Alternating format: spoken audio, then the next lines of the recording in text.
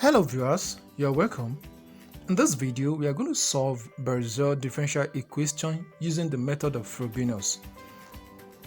So the first thing we're going to do now is that we need to check if indeed we can use the method to solve equation 1. And how do we go about it? We need to take a look at it very well that this problem is indeed a variable coefficient because we have x that is multiplying the derivatives. And if that is the case, then let's begin to think, what if I should divide both sides by x?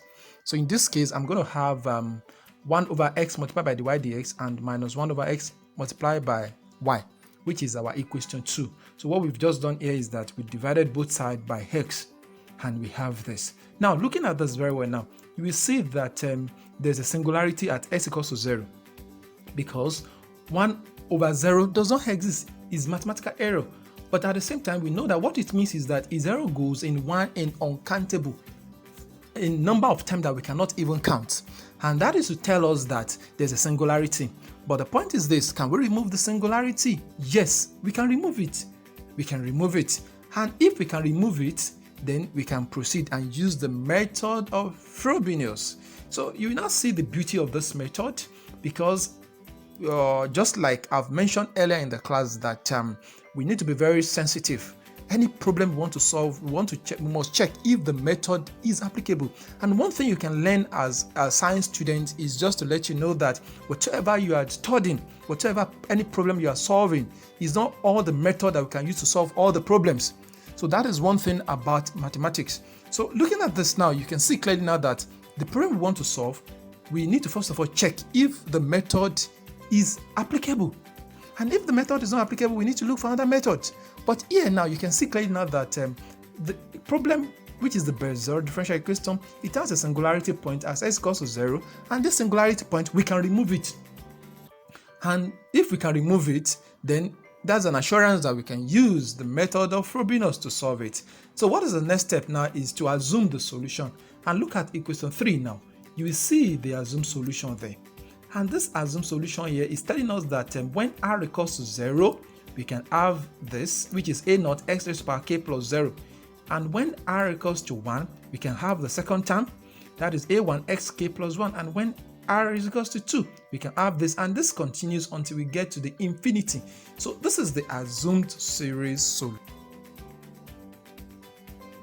Now that we've assumed the series solution as our equation 3, then let's try to differentiate it for the first time. So if we differentiate equation 3 with respect to x, you will see that k plus r will come down as a multiplier, and we have the summation, and we subtract 1 from the power, and that will give us k plus r, summation 0 to infinity a r s k plus r minus 1, and that is our equation 4. And the next thing now is that we need to obtain the second derivative again. That means that we need to differentiate equation 4. That will give us the square y dx squared. Then here now, we're having k plus r, then the power of x will come down again. That's why we're going to have k plus r, then k plus r minus 1. Then we subtract 1 from the power of x, and that will give us k plus r minus 2, and that's our equation 5.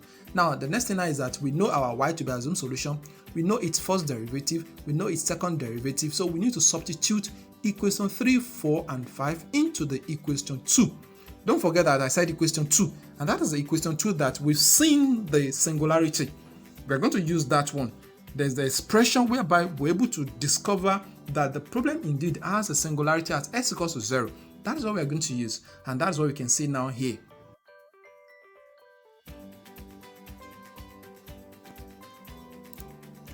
Okay, now, one thing is that the singularity the coefficient of the y dx and the coefficient of x that we observe that has singularity at x equals to 0, let's take it out. That's 1 over x. And 1 over x here can give me x raised to the power minus 1. So if that is the case now, look at the next line now. So I'm going to change 1 over x to x raised to the power minus 1, x raised to the power minus 1. So the next thing is this, x raised to the power minus 1, we go and meet x raised to the power k plus r minus 1. And for this one again, for the third term, I'm going to have x k plus r, then x raised to the minus 1, we join it. That is why in this expression here, you see that I'm having k plus r minus 2. You can see the one in red. Now let's take a look at the one in black.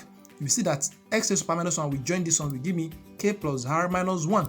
So what I've been able to do here is that have combined the power of x together. so that that thing 1 over x, it will join the power of x. So note that the first and the second term, they have the same power. Look at it very well. You see that, here we have 3 terms, right? The one in blue, the one in red, and black. And here you will see that k plus r minus 2 is the same thing as k plus r minus 2 here for the second term. And the third term is k plus r minus 1. So next thing is that we are going to collect the factor here, because if you look at the first and the second, I'm talking about red, blue, and red. They have the same power, so we can factorize it to give us sk plus r minus 2 to come outside. And we have others in the brackets. So that is how we obtain our equation 6. Now look at this equation 6 very well. There's something special about it.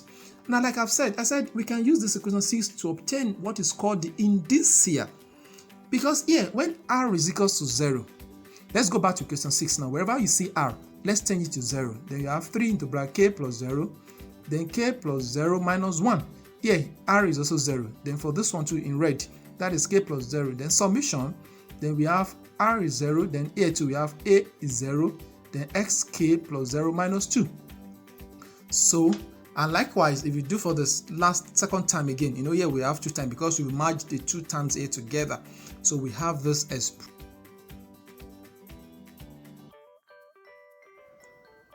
So looking at this now, we've been able to obtain this expression whereby we don't have r there again, because r is equal to 0. So if that is the case, then let's try to collect it. Let's try to rewrite it very well. So we have 3k into bracket k minus 1 plus k. Then we have summation r is 0 to infinity, then a naught sk minus 2. And we have this. Then the next thing is we can expand this, because 3k times k will give me 3k squared. And 3k times 1 will give me 3k here. So we have this expression. I only expanded this. So then there is need for us to ask one important question. Looking at those 2 terms now, which of them has the lowest power of x? We have x to the power k minus 2, and we also have x to the power k minus 1. Then which one is lowest at any values of k? You will all agree with me now that at any value of k, the first term will give us the lowest coefficient. So the lowest power of x. So what is next we're going to do is that we're going to equate to 0. So here we are going to have 3k squared minus 3k plus k, then multiplied by a naught is equals to 0. Why do we pick this term? Because x to the power k minus 2 is the lowest power of x. Now, if we have this, then the next thing is for us to now ask another question. If 3k squared minus 3k plus k multiplied by a naught is 0, there are many things involved. Number 1 is either that 3k squared minus 3k plus k is 0 and a naught is not 0, or 3k squared minus 3k plus k is indeed 0, while a naught is not 0, or perhaps a naught is not 0, while this one is 0. But in this case, we know that a naught is not 0, because that is the first term. A naught is not 0. And if that is the case, then we equate the coefficient to be equal to 0, which means that we are going to have a quadratic equation to solve.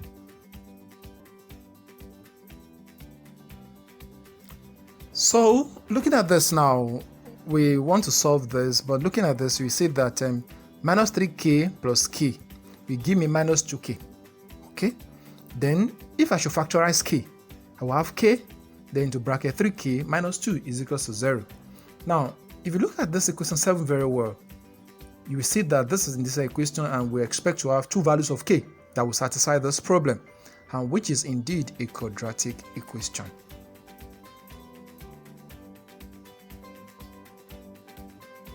So we can see now that equation 7 is indeed a quadratic equation which we need to solve, and for this we expect to have 2 values of k. So looking at this, we have that k is 0, and at the same time 3k minus 2 is 0, and if 3k minus 2 is 0, then it means that 3k is equals to 2 and k is 2 over 3. So those are the 2 solutions those are the 2 roots of the quadratic equation, which is 7. Now, there's something I need to call your attention to now. That's the fact that we have 3 categories of solution whenever we are using Frobenious method of solution. Number 1 is this. Category number 1 is the 2 roots of indicial. When you find the difference, if it is not an integer, that is case 1. But note that the two roots, they must not be equal. That means that k1 is not equal to k2. And then we have the difference between the two roots, not an integer. That is category number 1. Now let's take a look at category number 2. The two roots, they are not equal, but the difference between the two roots is indeed an integer. Let me give an example of integer, that is -1, -5, or 5, or 1. That's a whole number like that. So in that case, the third category now is if k1 is equals to k2, that means that when the two roots of indicia, they are the same. And we can only find this in the case of Bessel differential equation of order 0 that I've solved before. You note that in that case we only have one root, and we can't have one root of a quadratic. So that means that the two are the same, but they are. So now let's look at this now. In this problem we are solving now, what category is this? That is category number 1, because the difference between 2/3 and 0 is 2/3, and 2/3 is not an integer, it's a fraction. So that is a category we have now. So we can stop there. Now let's proceed now. We need to understand the nature of A1. It's very important for us. So how do we get the nature of A1? Let us set r equals to 1 in equation 6. Let's go back to our equation 6, which is this expression. So looking at this now, let's set our r equals to 1. So wherever you see r, you change it to 1. Look at what we obtain now. So this expression there, you see that here now, wherever you see r, we have to be 1, 1, and 1, and 1. So we have this expression. Then let's join it together. If you join it together, you see that 1 minus 1 will give you 0. Then we have this expression again. Then what's the next thing now is that we need to ask ourselves that same question, that which of the power of x is lowest? In this case now, you see that we have x raised to power k minus 1, and we also have x raised to power k. So at any value of k, which one is lowest? And that is indeed the first term. So let's equate the coefficient of the first term to be equal to 0. So here, we obtain 3 into bracket k plus 1, then multiply by k, then plus k plus 1, then multiply by a1 to be equal to 0. So we cannot stop there, then we need to check. Now, in this case now, we know that there are 3 things involved. Just like I've explained to you before, that if you have a times b equals to 0, it's either a is 0 and b is not 0, or a is not 0 and b is 0, or a and b, they are what? They are zeros. So these are the 3 cases we have. But here now, we need to first of all check if the coefficient of a1 here is equal to 0. What are we going to get? Let's take the coefficient here, that is 3k squared plus 3k plus k plus 1 equals to 0. So let's join 3k and k together to give us 4k. Now let's solve this. If you solve this one using almighty formula, you will see that your k is -1/3 and k2 is -1. Then what does that mean? It means that we are able to know 2 values of k that can make the coefficient of a1 to be 0. And if that is 6, then let's stop there. So that is an assurance that a1 is not 0, but this coefficient here is indeed 0. So let's now write it down. The most important thing is for us to accept the fact that a1 is not 0. Why is it that a1 is not 0? Because we are able to obtain 2 values of k that will make the coefficient of a1 here to be 0. So in that case, we really need to take note of this fact. We need to take note of this fact. We need to take note of. Okay, now let's pay attention to the recurrence formula now, because when we consider r to be 0, we find our indicial solution, and when we set our r equals to 1, we obtain a particular expression that was able to help us to understand the nature of a1. So can we just continue like this? No. Now let's think of the recurrence formula. So let's go back to our equation 6, which is what we can see on the screen, and then we want the powers of the 2 terms. Let's equate them. So that's why we have k plus r minus 2 is equals to k plus r minus 1. So we have this expression. So, but over the times when we consider r equals to 0 and r equals to 1, we all notice that the first term gives us the coefficient of the lowest power of x. So if that is the case, we know that the first term will always be the lowest coefficient, even as we are now. At any values of r and k, you will see that the first term will still be the lowest because we're having to be minus 2. Because of that minus 2 will give us the lowest. So now let's proceed now. If this expression, let me change this r to be r star. So I have this r to be r star, then I have this. So let me now make r star to be the subject formula. You see that k, we cancel k, then I'll have r plus 1. So this expression now, let me change it to green color, as you can see now. Now let me now substitute this expression to, remember the way I explained to you in class. You substitute in the first r here, which is, then you substitute here, wherever you see r in the first term, which is the term we've known to be the lowest. So wherever you see r, even the summation, the summation is from 0 to infinity. It will now be from 1 to infinity. And because of that, we are going to put r equals to 1 in the summation of the second term. That's all. Take note of it. In this other second term, you will only change r equals to 1 in the summation only. So if you do that, then let's try to simplify. You see that the power 1 minus 2 we give minus 1. So in this case now we now have the same summation, and you can see now that here we can indeed 1 minus 1 we give you 0, so you have k plus r. So let's proceed again. So what the next thing is that we now have the same coefficient of the same power of x, so which we can factorize, and this will now give us this expression, which is 3 into bracket k plus r plus 1, close the bracket, then k plus r, then plus k plus r plus 1, then multiply by a into bracket r plus 1, which is what we have here, then minus ar, then we take the coefficient to be hot because they are the same. That's why I was saying the other time that the r star you change in the first summation, but in the second summation too you also change r to be equals to 1, and that's all you do in the term that will give you the highest. Okay, but in the term that will give you the lowest, anywhere you see r, you change it to r equals to 1. But in the term that will give you the highest is only the summation. So let's factorize it now. So we have this. So let's equate the coefficient of the power that is lowest. We only have one power now here. We only have one power, and that power, and that's what we've been able to do. We've been able to achieve with that technique. So we only have one power, and that one will be the lowest. So let's equate the coefficient to be 0. So if that is good, then AR will go outside to give you AR. Then you make AR the subject of formula. Then you have this. Then we can factorize the denominator. Look at it. We have k plus r plus 1. We have k plus r plus 1, which are the same. So when you factorize k plus r plus 1, then you now have 3 multiplied by k plus 3 multiplied by k, 3 multiplied by r, then plus 1. Because k plus r plus 1, k plus r, they are the same thing. So when you take 1, then you now have k plus r plus 1, then into bracket 3k plus 3r, then plus 1. And we obtain our equation 8, which is the recurrence formula.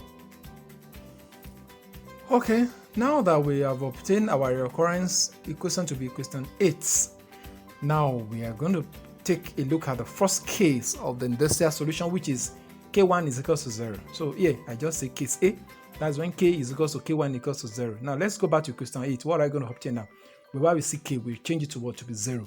So we now have ar plus 1, then ar over k, that will be 0. That will be r plus 1, then 3r plus 1. That is what we have. Now let's begin to check at all the values of r. So when r is equal to 0, you put 0 here. Can you now see? You put 0 plus 1, then 3 times 0 plus 1, then we have 1. You see now that a1 is a0. Now let's go back now. When we obtain our indicial, we only have our two values of k. Now, if you look, when we consider r equals to 1, I was telling that based on the fact that r equals to 1, that case of r equals to 1, it tells us that a1 can never be 0. You see now that in this case now that we have our a1 to be a0. We have our a1 to be equals to a0. Now let's proceed again. In equation 8 again, we change our r equals to 1. So look at it again. Wherever you see r, you write 1. Then you expand, you simplify, then you have a1 to be 8. You cannot stop there because you need to change a1. We already know that a1 is equal to a0. So I said, then substitute a1 equals to a0. So we now have our a2 equals to what? a0 over 8. Now when r equals to 2 again, we go back again to the recurrence formula. Which, look at it, when r is 2, that will be 2 plus 1, then a2. So we obtain this expression. Then don't forget that we already know our a2 to be a0 over 8. So we return our a2 to be a0 over 8. Then let's go back again now to our assumed solution, which is this. Now when k equals to 0 in this assumed solution, you will see clearly now that it means that a 0 plus 0 I mean 0 plus 0, which in okay is 0 here, and is 0. Now this is when r is 0. This is when r is 1. This is when r is 2. This is when r is 3. So we have that expression there. So the next thing now is that we now begin to substitute our a0, a1, a2, then we have this. So looking at this, we can factorize. So when we factorize, then we see that we are able to obtain the first solution. Don't forget that we need to factorize a0. Then we have the first solution. This is solution 1. And don't forget that for second order, we are supposed to have 2 solutions which may be dependent, or which may be linearly dependent or linearly independent.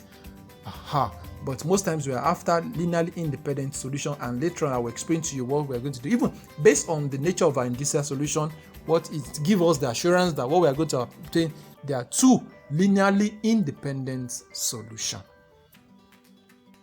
So we are going to follow the same procedure again.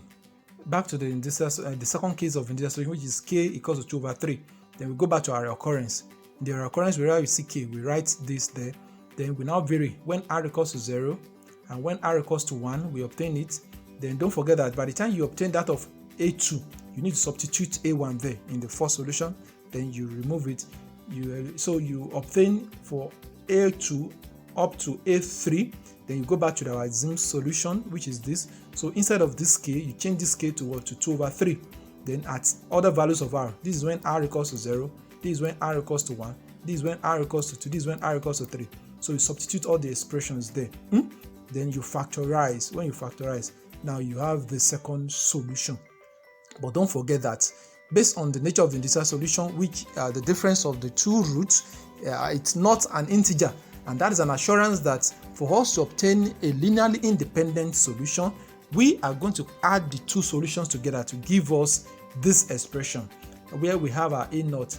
But note that a0 for the first one here, let's call it a, and a0 for the second one here, let's call it b. So in that case, we have the final solution to be this, and this is the special function we are talking about, because you can see that here now we have the series solution of the Bessel differential equation, which is a variable coefficient, and this is what we obtain. So thank you very much for watching. I believe by now you can solve Bessel differential equation. Thank you very much. Bye.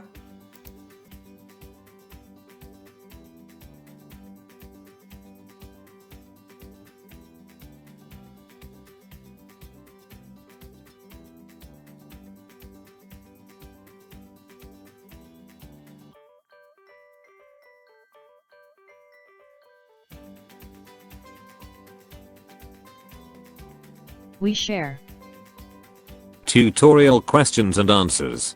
It is all about understanding facts and sharing with others. Learning continues. We are learning to know, understand, and share with others. Please subscribe to our channel if you like our videos.